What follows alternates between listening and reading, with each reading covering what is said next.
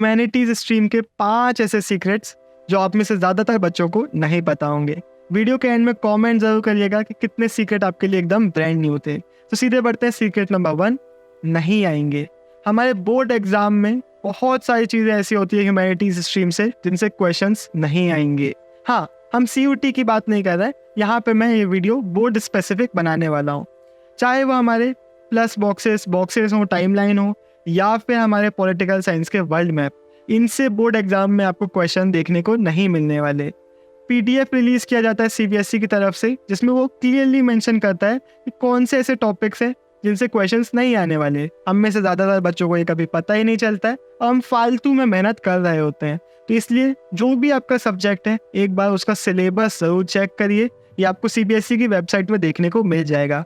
ये एक टिप आपकी बहुत सारी मेहनत को बचा सकती है। Point number 2, dates and data. Humanities में ज़्यादातर बच्चे अपना मेजॉरिटी जो टाइम है वो डेट्स वगैरह में ही स्पेंड कर रहे होते हैं, लेकिन फैक्ट ये है ये हमारे सिलेबस का एक बहुत छोटा सा पार्ट है, 10-20% का पार्ट है, लेकिन हम अपनी मेजॉरिटी एफर्ट इसी में डाल रहे होते हैं। और एट द एंड होता क्या है, इनसे ज़्यादा क्वेश्चन नहीं देखने को मिलते। आप प्रीवियस ईयर के क्वेश्चन देख सकते हैं, एक कुछ क्वेश्चन ही होते हैं जहाँ पे आपको डेट्स मेंशन करनी होती है। बाकी जो मेजॉरिटी पार्ट होता है वो हमारे बाकी सब्जेक्टिव टाइप्स क्वेश्चंस होते हैं, सब्जेक्टिव डिटेल्स होती हैं। तो आपको अपना जो टाइम है वो बाकी चीज़ों में लगाना है। आपको अपना पूरा टाइम डेट्स और डेटा में नहीं देना है, बल्कि आपको अपनी फाउंडेशन पे काम करना है, मेनली NCERT पे काम करना है। तो जो डेट्स हैं और जो डेटा है वो आपका सबसे मेन पार्ट, सबसे मोस्ट इम्पॉर्टेंट पार्ट नहीं है। Point number 3, limited questions. Science stream में हमेशा बोला जाता है क्या, जो टॉपिक है ना उसी से क्वेश्चन बन जाते हैं, क्वेश्चंस बहुत लिमिटेड होते हैं। और जो ह्यूमैनिटीज स्ट्रीम है उसमें तो कुछ भी क्वेश्चन बन सकता है, हज़ारों क्वेश्चन बन सकते हैं। ऐसा नहीं होता है, जो क्वेश्चंस हैं वो बहुत ज़्यादा लिमिटेड है। इसका सबसे अच्छा एग्जाम्पल है हमारी फंसना पक्का है सीरीज, जिसमें हम हमेशा बोलते हैं कि हमने सारे क्वेश्चंस दे दिए हैं, आपको बोर्ड एग्जाम में इन्हीं से क्वेश्चंस देखने को मिलने वाले हैं। और हज़ारों बच्चे इस बात का प्रूफ हैं कि क्वेश्चन सारे के सारे हमारी फंसना पक्का है सीरीज से ही आए थे। तो एक चैप्टर की 30 मिनट की वीडियो जिससे सारे क्वेश्चन फंस गए, ऐसे कैसे हो सकता है? इसलिए हो सकता है क्योंकि हम इस बात को बहुत अच्छे से समझते हैं कि क्वेश्चंस बहुत लिमिटेड होते हैं। आपके पास लिमिटेड इन्फॉर्मेशन है और उनसे लिमिटेड क्वेश्चंस ही बन सकते हैं। हाँ, ये ज़रूर होता है कि क्वेश्चंस घुमा फिरा के पूछे जाते हैं। ये भी हम अपनी फंसना पक्का है सीरीज में बता देते हैं कि कैसे वर्ड्स चेंज हो सकते हैं, पूछने का तरीका चेंज हो सकता है, लेकिन क्वेश्चन तो उसी इन्फॉर्मेशन से बनने वाला है ना जो लिमिटेड है।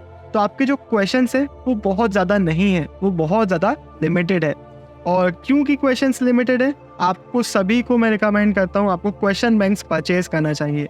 पहले आप NCERT पढ़िए और उसके तुरंत बाद आप क्वेश्चन बैंक्स करिए। जब आप क्वेश्चंस को सारे पढ़ लेंगे, लिमिटेड क्वेश्चन सारे आप प्रिपेयर कर लेंगे, तो सारे बोर्ड के एग्जाम्स में जितने भी क्वेश्चन आपके सामने आएंगे वो आपसे बन रहे होंगे। मैं हमेशा आपको रिकमेंड करता हूँ ओसवाल गुरुकुल। इनके क्वेश्चंस की क्वालिटी बहुत अच्छी है और सारे जो क्वेश्चंस हैं इनमें अवेलेबल भी रहते हैं। तो आपके चैप्टर का जितना भी प्रिपरेशन है काफ़ी ज़्यादा इससे हो जाएगा। ह्यूमैनिटीज़ के सारे मेजर सब्जेक्ट्स में ये अवेलेबल भी हैं, तो आप चाहें तो डिस्क्रिप्शन में इसका लिंक आपको मिल जाएगा, वहाँ से भी परचेज़ कर सकते हैं या फिर ऑफलाइन स्टोर से भी परचेज़ कर सकते हैं। लेकिन क्वेश्चन बैंक्स आपके लिए बहुत ज़्यादा इंपॉर्टेंट है। रीज़न वही है, क्वेश्चंस लिमिटेड होते हैं। पॉइंट नंबर 4, NCERT की लाइन्स। अगर आप क्वेश्चन पेपर्स को एनालाइज करेंगे ना, प्रीवियस ईयर क्वेश्चन पेपर्स को, तो आपको समझ में आएगा कि NCERT की ही लाइन को उठा के उसका क्वेश्चन बना दिया जाता है कि लाइन दी हुई है, इलेबोरेट, सब्सटेंशिएट। आपको सिर्फ उस लाइन को पढ़ना है और उसके बाद जितनी भी इंफॉर्मेशन है उस टॉपिक की वो आपको उसके आंसर में लिखना है। यही रीज़न है कि जितनी भी हमारी एक्सप्लेनेशन वीडियोस हम बनाते हैं उन सब में हम NCERT की एक एक लाइन को कवर करते हैं और पूरा का पूरा NCERT पे स्टिक्ड रह के ही चलते हैं, क्योंकि एट द एंड NCERT हमारे लिए सबसे ज़्यादा इम्पोर्टेंट बुक है। हाँ, कुछ एक्सेप्शंस हैं, इकोनॉमिक्स हो गया और हमारा फिजिकल एजुकेशन हो गया, उसमें हम रिफ्रेशर्स यूज़ करते हैं, लेकिन बाकी सारे ह्यूमैनिटीज़ के मेजर सब्जेक्ट्स में NCERT सबसे ज़्यादा इम्पोर्टेंट है और आपको NCERT सबसे अच्छे से करनी चाहिए। इसमें भी मैंने आपको बता दिया, फाउंडेशन पे जितना भी सब्जेक्टिव टेक्स्ट है, जितने भी टॉपिक्स हैं, उनमें आपको ज़्यादा से ज़्यादा टाइम स्पेंड करना है और उसको एकदम पक्का कर लेना है। और उसके बाद डेट्स के लिए क्या करना है, एक बार सारी डेट्स को पढ़ लेना है। आप नोट्स बना सकते हैं, एक बार लिख सकते हैं और उनका थोड़े थोड़े दिन बाद रिवीजन कर सकते हैं। इसमें आपका ज़्यादा टाइम नहीं जाएगा।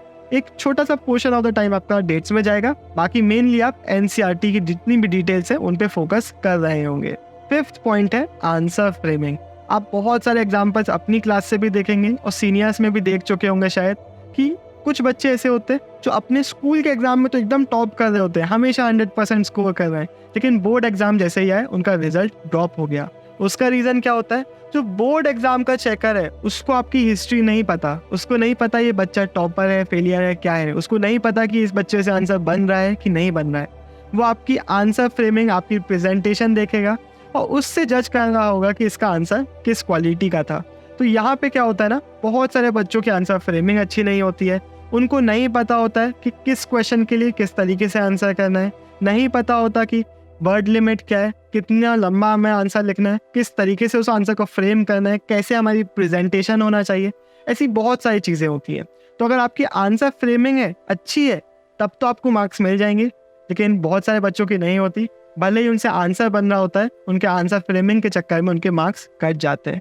तो अगर आपको इसमें कोई दिक्कत नहीं है फिर तो बहुत बढ़िया बात है, लेकिन अगर आपको आंसर फ्रेमिंग में थोड़ी भी दिक्कत है तो हमारा एक कोर्स आ चुका है, द ट्विन ब्रोस का ऐप आपको प्ले स्टोर में मिल जाएगा, लिंक आपको डिस्क्रिप्शन में मिलेगा, वहाँ से आप डाउनलोड इसको कर सकते हैं, जहाँ से इस कोर्स को आप परचेज करेंगे और आंसर फ्रेमिंग रिलेटेड जितने भी आपके डाउट्स हैं वो पूरे के पूरे ख़त्म हो जाएंगे। बहुत सारे बच्चों ने इसको पहले भी चेकआउट कर लिया है और ये 100% वर्थ इट कोर्स है। आपको अगर थोड़े भी डाउट है आंसर फ्रेमिंग में तो ये डेफिनेटली आपको परचेज करना चाहिए। एक रीज़न है कि हमने आज तक एक ही कोर्स निकाला है, वो आंसर फ्रेमिंग में था, क्योंकि हमें पता है कि एक जेन्युइनली बहुत बड़ी प्रॉब्लम है और बहुत सारे बच्चे इस एक छोटी सी प्रॉब्लम के चक्कर में अपने बोर्ड एग्जाम में मार्क्स लूज कर देते हैं। तो अगर आपको भी ये प्रॉब्लम है तो हमारा कोर्स आप डेफिनेटली चेकआउट कर लीजिएगा।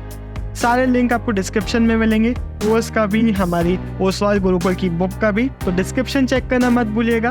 बाकी एंड स्क्रीन में आपके लिए मैं बहुत इंपॉर्टेंट वीडियो डाल दूंगा, उसको भी आप चेकआउट कर लीजिएगा।